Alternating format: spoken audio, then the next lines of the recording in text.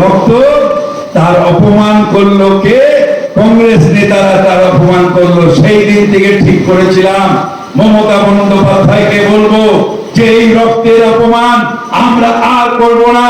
যদি সর্বভাবে সিপিএম এর বিরুদ্ধে আন্দোলন করেন তাহলে আমরা আলাদা করে আন্দোলন করব, নাহলে দিল্লিতে কুস্তি, বাংলায় কুস্তি, আমাদের রক্ত নিয়ে যারা খেলা করে তাদের সাথে আমরা আর দল করব না, করব না, করব না।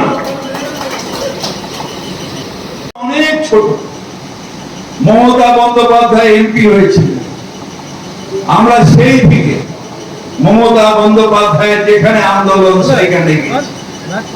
লোকে নন্দীগ্রাম জানে, লোকে সিঙ্গুর জানে, কিন্তু তার আগে কেশপুর, তার আগে চম্পাইতলা, তার আগে রঘুনন্দন তেওয়ারি বেহালা, তার আগে বানতলা, ধানতলা, আমাদের হুগলির ওই ভিখারি পাসওয়ান, এই অনেক আন্দোলন করে করে করে করে মমতা বন্দ্যোপাধ্যায় আজকে বাংলার মানুষের হৃদয় জয় করেছে। সেই আন্দোলন তখন আমরা যুব কংগ্রেস করতাম। যুব কংগ্রেসে আমাদের ঠিক ছিল যে 10ই জুলাই আমরা মহাকারণের অভিযান করব। মহাকারণের অভিযান কেন করব? আজকের দিনে যেটা আপনারা দিচ্ছেন তখন ছিল না। সিপিএম লাইন করে ঢুকে মারতো ছাপ্পা, no ID card no vote. এর দাবিতে আমরা মহাকারণ অভিযান করব 10ই জুলাই। আমাদের তৎকালীন গভর্নর আমাদের নুরুল ইসলাম তিনি মারা গেলেন।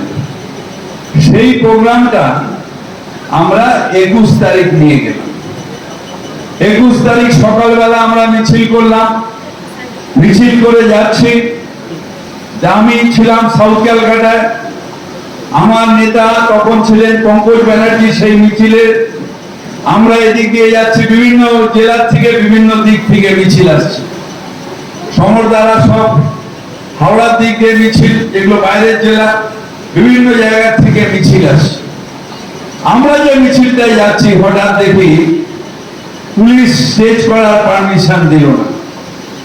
স্টেজ করার পারমিশন দিল না, তো আমরা একটা লরি নিয়ে গিয়ে মেয়র রোডের মোড়ে রেখে সেখানে পঙ্কজ ব্যানার্জি, মদন মিত্র এরা সব মাইকে বলতে শুরু করলো। তখন আমি ছোট নেতা, ওপরে ওঠার ক্ষমতা নেই, নিচে দাঁড়িয়ে আছে। সেখানে বলতে শুরু করলো, দুটো পুলিশ এসে মাইকের তারটা ছেড়ে দিল। ছেলেরা খেপে গেল। এবার খেপে ওখানে হই হই হই হই হই হই শুরু হচ্ছে। সেখানে হঠাৎ দেখলাম পুলিশ লাঠি চার্জ শুরু করলো আর কাঁদানে গ্যাস শুরু করলো। আমরা অনেকটা পিছিয়ে গেলাম। আমাদের মধ্যে 2-4টে ছেলে যার একটু সাহস বেশি, তারা ওই প্রোটেস্ট করার জন্য 2-1টা ইট নিয়ে ছুটতে শুরু করলো। আমিও তাদের সাথে গিয়ে সেই ইটগুলোকে আটকাচ্ছি। তখন প্রায় দুপুর হয়ে যায়। আটকাচ্ছি, হঠাৎ দেখি 4টে পুলিশ বন্দুক তুলে দৌড়ে আসছে। হঠাৎ দেখি একটা তাদের অফিসার সেটা আটকানোর চেষ্টা করছে, নিজের অফিসারকে ঠেলে ফেলে দিল। দিয়ে ওইখান থেকে তাদের শুরু হলো ফায়ারিং। আমি দেখলাম, আমি দাঁড়িয়ে আছি মেয়র রোডের মোড়ে তাদের আটকানোর জন্য। ডান দিকে একজন পড়ে গেল, বাঁ দিকে পড়ে গেল, ফাটাফাট দেখলাম অনেকগুলো পড়ে গেল। আমি জানি না কে একজন আমায় ধাক্কা দিয়ে ওখানে স্পোর্টস জার্নালিস্ট অ্যাসোসিয়েশনের একটা তাবু ছিল, আমাকে ওর মধ্যে ঢুকিয়ে দিল। সেই তাবুর মধ্যে দূর থেকে দেখছি টিয়ার গ্যাসের চোখ খোলা যাচ্ছে না। দেখলাম পুলিশ দূর থেকে ঝাপসা একটা লরি, যে লরিতে আমরা নিয়ে গেছিলাম সেই লরিটা দাঁড়িয়ে আছে, তার তলায় একটা ছেলে ঢুকে গেছিল বাঁচবার জন্য। লরির থেকে দাঁড়িয়ে পড়িয়ে লরির তলায় তাকেও গুলি করলো আমার চোখের সামনে। এবং সেইখানে আমার একটা আগের দিনের বোধহয় সম্ভবত কাপটি ধোয়ার জল ছিল, কোন রকমে সেটাকে চোখে দিচ্ছি। এই অবস্থা যখন বেরোলাম, দেখলাম এখানে দুটো, ওইখানে একটা পড়ে আছে। তখন ওই অ্যাম্বাসেডার গাড়ি বেশি ছিল, প্রেসের লোকেরা তখন দুটো চারটে করে এসছে, দুইজন করে, আমি আর ওই প্রেসের যারা দাদারা ছিলেন তাদের ধরে ধরে অ্যাম্বাসেডার গাড়ির মধ্যে দুজন কারা মারা গেছে, বেঁচে আছে জানি না, ধরে পিজি হাসপাতালে দুটো করে পৌঁছলাম। সেখানে শুনলাম মমতা বন্দ্যোপাধ্যায়কে মেরে হাসপাতালে পাঠিয়ে দিয়েছে, পঙ্কজ ব্যানার্জিকে মেরে হাসপাতালে পাঠিয়ে দিয়েছে, সুস্থ হয়ে চলে গেছে, কেউ নেই। আমায় পিজি হাসপাতাল বলল এক্ষুনি রক্তের ব্যবস্থা না করলে এত রক্ত আমাদের কাছে নেই। ওই পিজি হাসপাতালে দাঁড়িয়ে ওইখানে তখন যুব কংগ্রেসের আমি বোধহয় ব্লকের সভাপতি, আমাকে বলা হলো রক্ত জোগাড় করো। আমি কোন রকমে আমার পাড়ার ছেলেদের ডেকে ওই রক্তদান শিবির শুরু হলো। সবাই হাসপাতালে, পুরো আমাদের নেতৃত্বকে মেরে হাসপাতালে, মমতা বন্দ্যোপাধ্যায় মৃত্যুর সাথে লড়াই করছে হাসপাতাল। সেই অবস্থায় কেন্দ্রীয় মন্ত্রী কংগ্রেসের এলেন, পরের দিন সকালে কেন্দ্রীয় মন্ত্রী কংগ্রেসের এলেন, এসে বললেন মমতা ব্যানার্জিকে দেখতে গেলেন। মমতা ব্যানার্জি তখন জ্ঞান নেই, এলেন পিজিতে, আমাদের যারা প্রায় 50 জন শুয়ে রয়েছে তাদের দেখলেন, পিজির তত্ত্বাবধানে আমি ছিলাম।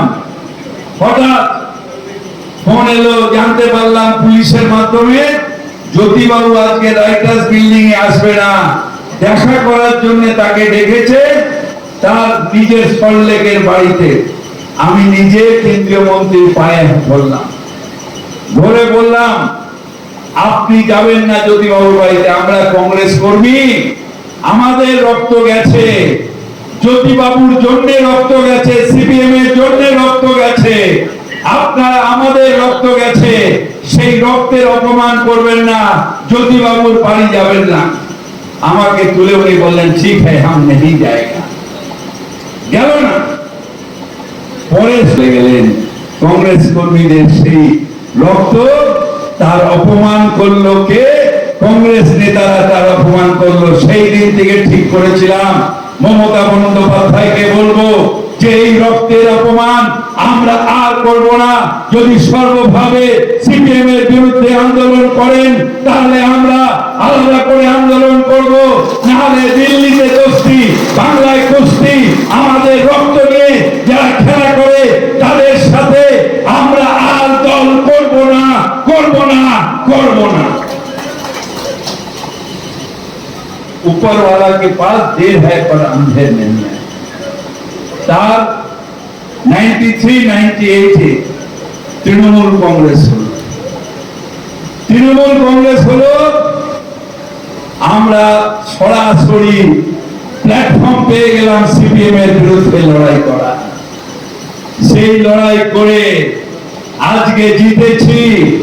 বরকতদার স্বপ্ন ছিল সিপিএম, মমতা বন্দ্যোপাধ্যায় সকল করে সিপিএম কে বঙ্গোপসাগরে ফেলে দিয়েছে, তাই মমতা বন্দ্যোপাধ্যায়কে ধন্যবাদ জানাই, মমতা বন্দ্যোপাধ্যায়কে ধন্যবাদ জানাই। কংগ্রেসে থাকলে আজকে হতো না। আর আজকে বরকতদার আত্মা কি কষ্ট পাচ্ছে, বরকতদার আত্মা কি কষ্ট পাচ্ছে, যে লোকটা সারা জীবন সিপিএম এর বিরুদ্ধে ঘৃণা করেছেন, সেই তার কংগ্রেস এখন সিপিএম এর সাথে হাত মিলিয়ে ঘুরে বেড়াচ্ছে। ওই একটা ওই পারে একটা স্কাউন্ডেল, কি নাম জানি ভুলে গেছি, এখন তারা ঘুরে বেড়াচ্ছে সিপিএম এর সাথে।